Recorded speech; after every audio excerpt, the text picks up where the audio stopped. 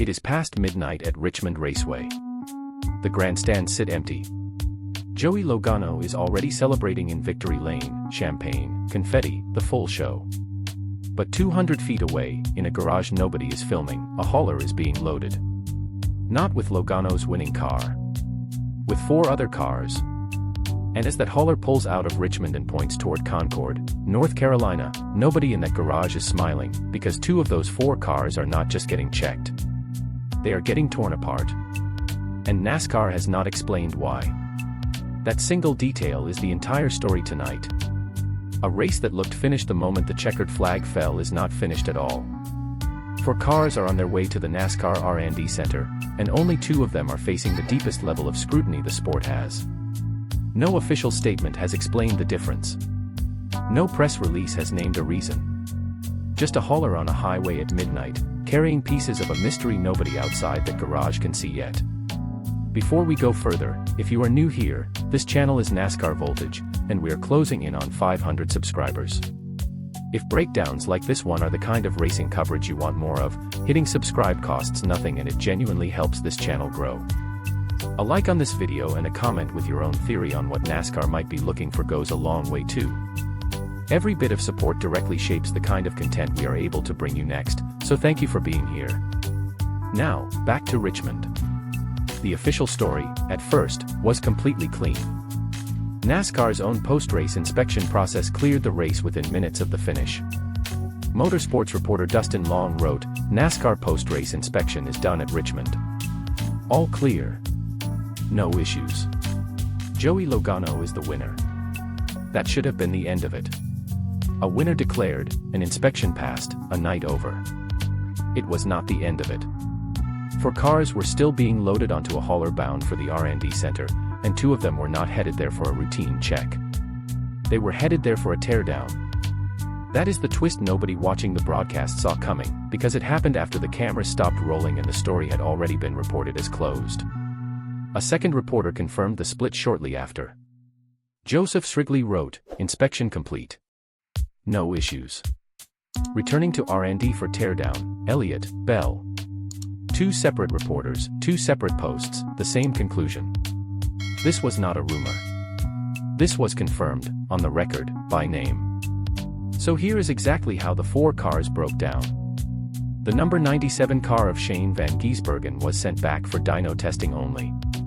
The number 2 car of Austin Cindric was sent back for dyno testing only. The number 20 car of Christopher Bell was sent back for a full teardown. The number 9 car of Chase Elliott was sent back for a full teardown. 2 cars getting measured. 2 cars getting cut open. And NASCAR has never, not once, explained the difference between the 2. That gap is the entire controversy, and it deserves to be laid out plainly.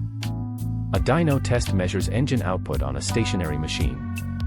It checks horsepower numbers against what a team declared and what the rules allow. A teardown is something else entirely. It means the car is fully disassembled at the R&D Center, where inspectors can examine components that a trackside inspection line, no matter how advanced, simply cannot reach. Track inspection is fast, portable, and built for a pass-or-fail read in the moments after a race. The R&D Center is slow, thorough, and built to find things that track inspection is not designed to catch. No violation has been announced. No failure has been announced.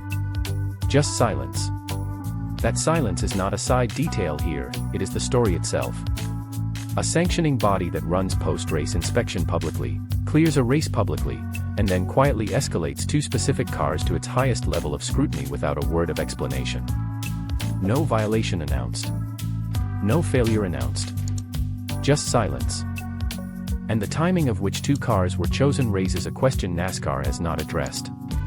Chase Elliott finished the race with his first top 10 finish in 9 races, in a car that suddenly looked competitive after a stretch where it had not. Christopher Bell was in a car that Joey Logano had to physically pass for the race lead late in the event. Both cars that ran competitively at the front of the field on Saturday night were the 2 sent for teardown.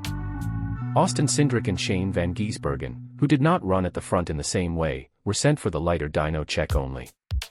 Make of that what you will. NASCAR has not. Away from the inspection story, the human side of Richmond night was its own kind of raw. Chase Briscoe, who finished second, spoke to The Athletic about how it felt to come up just short. He said, "It's weird to be mad running second here. Just to be that close and not get it done is still frustrating."